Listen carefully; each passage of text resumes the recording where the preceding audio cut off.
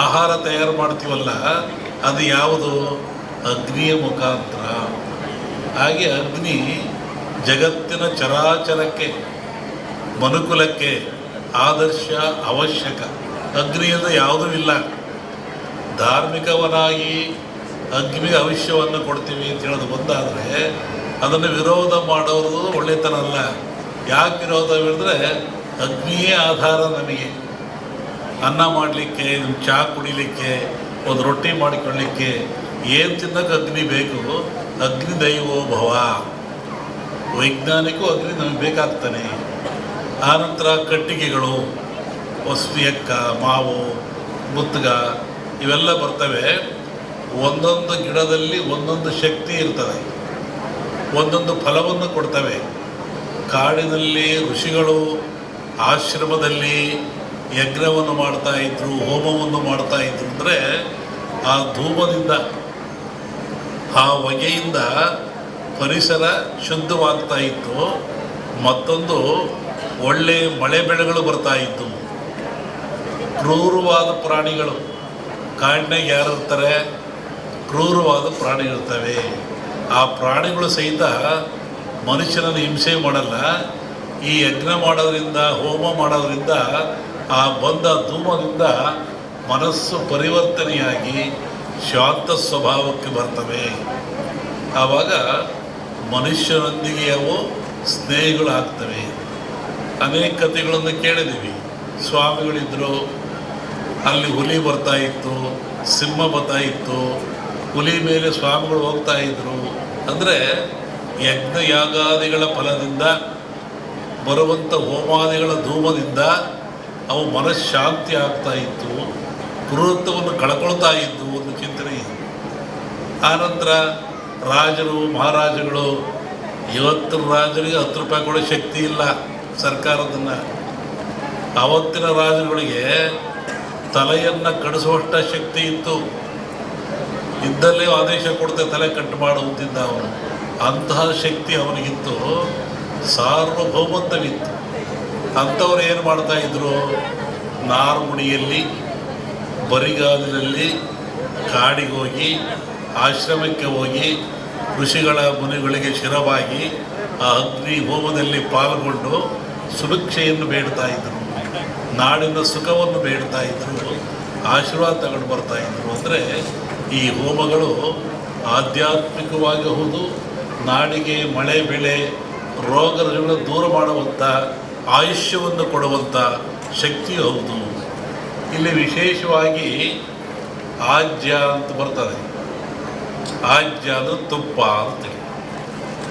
ನಾನು ಬೆಳಿಗ್ಗೆ ಆಗಲೇ ಹೇಳ್ತಾ ಇದ್ದೆ, ನಮ್ಮ ಹತ್ರ ಬಂದಾಗ ಯಾವುದನ್ನು ಆಜ್ಯ ಅಂತ ಕರಿತೀವಿ?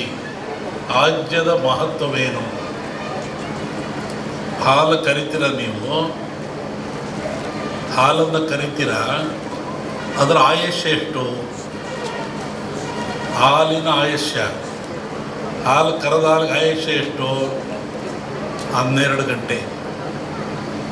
ಹಾಲು ಕರೆದ 12 ಗಂಟೆ ಮೇಲೆ ಅದು ಕೆಟ್ಟು ಹೋಗ್ತದೆ, ಅದು ಹಾಳಾಗಿ ಹೋಗ್ತದೆ, ಉಪಯೋಗ ಬರೋದಿಲ್ಲ. ಮನುಷ್ಯ ಭಾಳ ಬುದ್ಧಿವಂತ.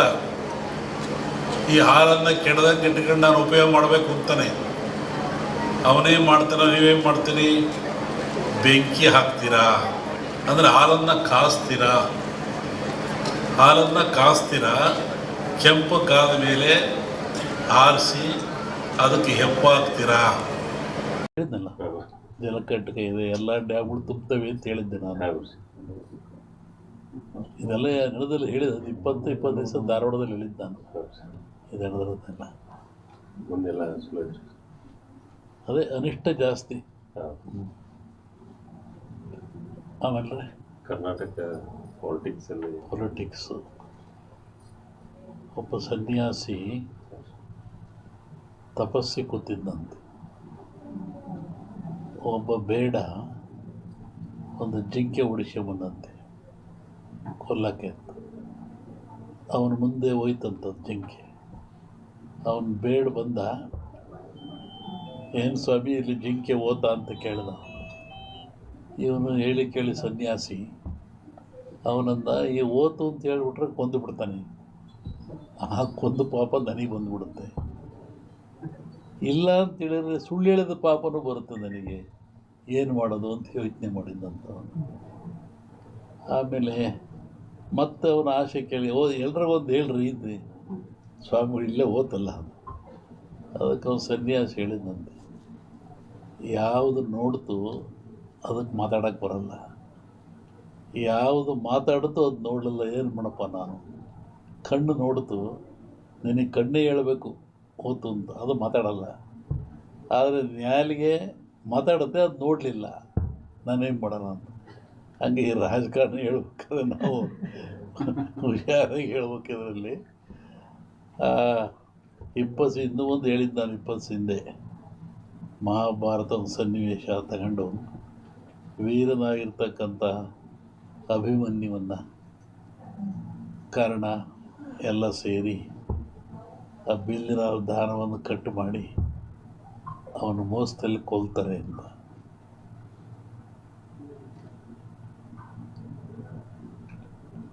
ಆಮೇಲೆ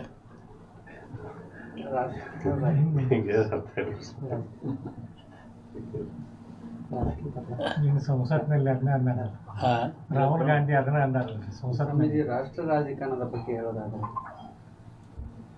ಅಲ್ಲೂ ಮಹಾಭಾರತದಲ್ಲಿ ಕೃಷ್ಣ ಇದ್ದ ಅಂತ ಭೀಮ ಗೆದ್ದ, ದುರ್ಯೋಧನ ಸೋತ. ಇಲ್ಲಿ ಕೃಷ್ಣ ಇಲ್ಲ, ದುರ್ಯೋಧನ ಗೆಲ್ತಾನೆ, ಭೀಮ ಸೋಲ್ತಾನೆ. ಇದನ್ನು ಅವತ್ತು ಹೇಳಿದ್ದೆ ಅವನಲ್ಲಿ. ಕರ್ನಾಟಕ ರಾಜ್ಯದ ಮುಖ್ಯಮಂತ್ರಿಗಳ ಬದಲಾವಣೆ ಆಗೈತೆ, ಅದು ಸಮಯ CM ಬದಲಾವಣೆ ಆಗೈತೆ. ಈಗ ಹೇಳಿದ್ನಲ್ರಿ, ಅಭಿಮನ್ಯುವನ್ನು ಮೋಸದಲ್ಲಿ ಕತ್ತರಿಸ್ತಾರೆ ಅಂತ. CM ಬದಲಾವಣೆ ಶುರು ಸದ್ಯಕ್ಕೆ ತೊಂದರೆ ಕಾಣ್ತಾ ಇಲ್ಲ. ಬಟ್ ಮುಂದೆ ತೊಂದರೆ ಇದೆ. ಹೇಳಿದ್ನಲ್ಲ ಸನ್ಯಾಸಿ ಕತೆ, ನಮ್ಮನ್ನು ಅಡ್ಡಾಡ್ದಾಗ ಮಾಡಿಬಿಡ್ತೀರ. ಆಮೇಲೆ ನನ್ನ ಪಾರ್ಲಿಮೆಂಟ್ ಅಂತ ಕೇಳಿರು ಧಾರವಾಡದಲ್ಲಿ ವರ್ಷದಿಂದ, ನಮ್ಮ ಊರಿಗೆ ಬಿಡ್ಸಲ್ಲಪ್ಪ ಹೇಳ್ಬಿಟ್ಟು ನಾನಿದನ್ನು. ಯಾಕೆಂದರೆ ಈಗ ಈ ಜನರು ಇದೆಲ್ಲವನ್ನು ಒಂದು ಮನಃಶಾಂತಿಯಿಂದ ತಗೊಳ್ತಾ ಇಲ್ಲ, ದ್ವೇಷ ಭಾವನೆಯಿಂದ ತಗೊಳ್ತಾ ಇದ್ದಾರೆ. ಮತ, ಹಾಂ, ಮತ ಅಂದರೆ ಒಪ್ಪಿಗೆ ಅಂತ, ಮತ ನೀಡುವುದು ಒಪ್ಪಿಗೆ ಅಂತ. ಆತ್ಮಸಾಕ್ಷಿಯಾಗಿ ನಿಮ್ಮ ಮತವನ್ನು ನೀವು ದಾನ ದಾನ ಮಾಡ್ತಾ ಇಲ್ಲ, ಪರ್ಚೇಸ್ ಮಾಡ್ಕೊತ ಇದ್ದಾರೆ ಅವರು. ಹೀಗಾಗಿ ರಾಷ್ಟ್ರ, ರಾಜ್ಯ, ರಾಜಕೀಯ ಯಾವಾಗ ಎಲ್ಲಿವರೆಗೂ ನೀವು ಕೂಡ ಮತ ಪರ್ಚೇಸ್ ಆಗುತ್ತೆ ಅಲ್ಲಿವರೆಗೂ ಲಾಭ ನಷ್ಟ ಇರೋದೆ, ಲಾಭ ನಷ್ಟ